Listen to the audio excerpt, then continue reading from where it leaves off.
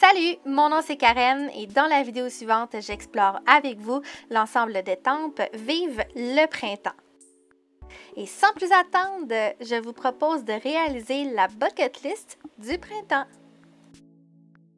Pour commencer, je fais la liste à puces. Je trouve que c'est important de faire cette étape en premier parce que ça va délimiter l'espace pour pouvoir ensuite décorer. Et comme vous pouvez voir, je me sers d'un deuxième bloc d'acrylique comme guide.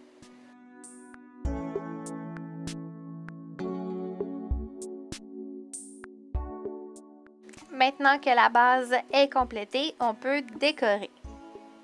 Pour ne pas tacher les autres pages, j'ai mis une feuille de papier en dessous de ma bucket list. Maintenant que tout est bien protégé, je vous montre une nouvelle technique pour colorier avec une éponge. C'est très simple. Vous n'avez besoin que d'une éponge où vous allez appliquer de l'encre et ensuite vous allez tapoter à l'endroit où vous voulez colorier.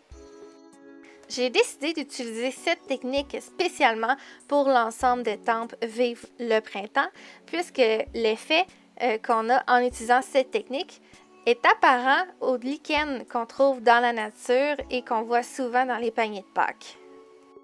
Les images vont un peu vite, mais tout ce que j'ai fait et ce que je continue de faire, c'est d'étamper diverses fleurs et du feuillage pour avoir un effet un peu de jardin. Le printemps, c'est la saison du renouveau, la neige fond et la verdure se met à pousser. De là, le jardin de fleurs.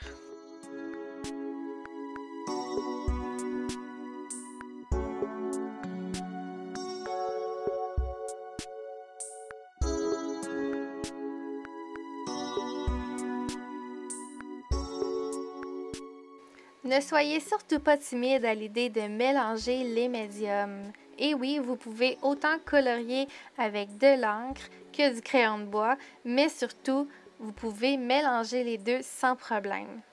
Avez-vous remarqué que j'ai fait l'ombrage de mes carreaux avec une couleur?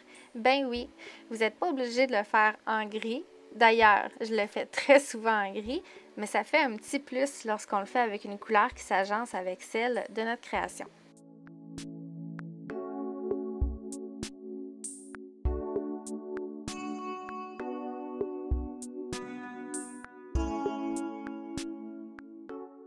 J'ai souvent vanté les mérites du crayon blanc pour ajouter de la lumière dans les créations, mais on n'est pas obligé de s'en servir que pour faire de la lumière. On peut s'en servir juste pour ajouter des petits détails qui vont ajouter de la dimension à la création.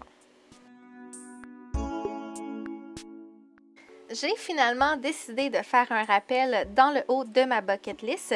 J'utilise exactement les mêmes étapes, les mêmes couleurs et les mêmes techniques pour que la fiche soit bien encadrée.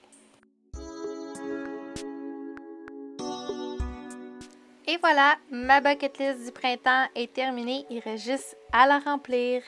Êtes-vous prêt pour la deuxième création? Maintenant, je réalise avec vous une semaine dans mon grand planificateur créatif version libre. Mais je n'ai pas choisi n'importe quelle semaine de mars. J'ai choisi la semaine où il y aura l'équinoxe du printemps. Oui, c'est parfait pour l'ensemble des temples. Vive le printemps! À l'aide de papier brouillon au côté droit, je fais un masque pour pouvoir utiliser la même technique que je vous ai montrée lors de ma bucket list. J'ai décidé de faire la même technique dans toutes les cases, mais pour ajouter un peu de diversité à ma semaine, dans le haut, c'est en bleu et dans le bas, c'est en vert. Pourquoi? Simplement pour représenter le ciel bleu du printemps et le sol avec les nouvelles pousses.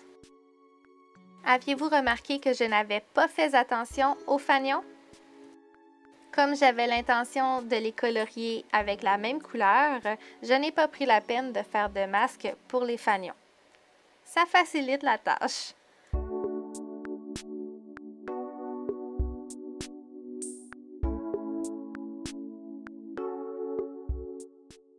Aimez-vous les nuages qui sont compris dans l'ensemble des temples? Moi, je les adore. C'est d'ailleurs eux qui m'ont inspiré le concept de faire un ciel et un sol à travers mes cases de semaine.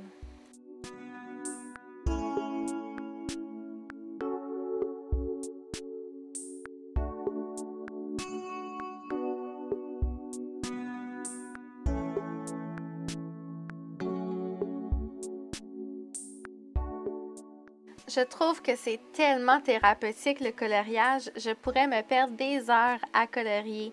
Est-ce que c'est pareil pour vous? Vous pouvez me répondre en commentaire.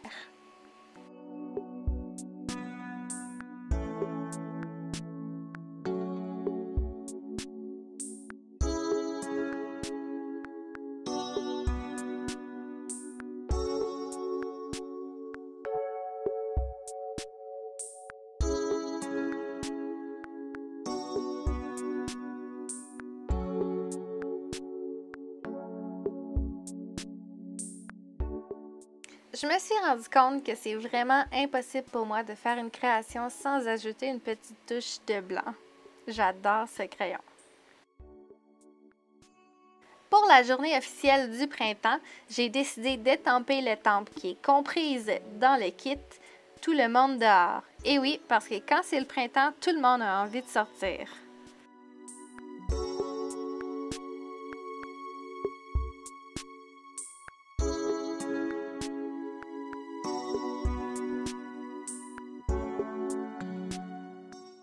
Tout à l'heure, j'ai colorié les fanions du haut en bleu parce que la couleur principale dans les cases du haut, c'est le bleu. Pour les cases du bas, j'ai décidé de mettre du vert puisque ma couleur, et oui, vous l'avez deviné, principale en bas, c'est le vert. Mais pour avoir une uniformité dans ma page, j'ai colorié les jours de semaine toutes de la même couleur, c'est-à-dire en mauve. Comme ça, on sait que toutes les journées appartiennent à la même semaine.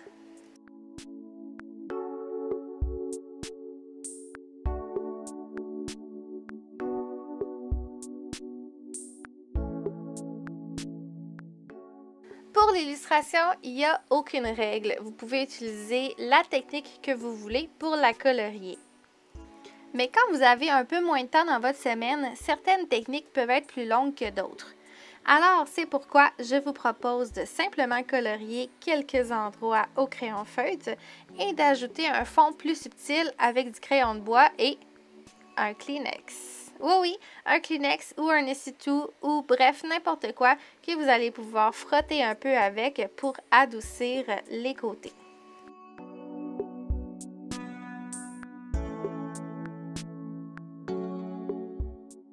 Rendu là, je trouvais que ça manquait un peu de vert dans ma page.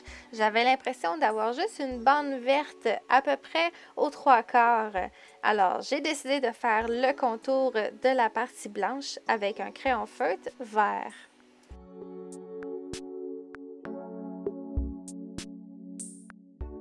Et pour le week-end, ça c'est la partie que je fais souvent en dernier parce que j'ai l'impression que je suis un peu plus libre dans ma création. Je sais que j'aurai pas grand-chose à écrire sauf des activités et des affaires amusantes. Alors c'est pourquoi je la fais en dernier et j'essaye de m'amuser en mettant beaucoup de couleurs pour que ce soit coloré.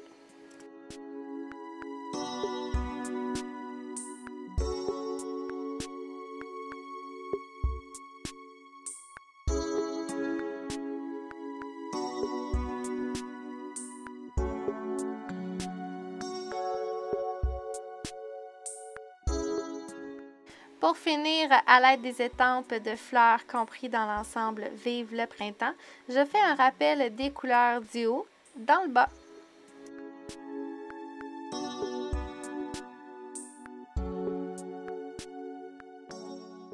Et voilà, j'espère que vous avez apprécié la vidéo d'aujourd'hui et que tout comme moi, vous avez tellement hâte que le printemps arrive. Sur ce, merci d'avoir écouté. À la prochaine!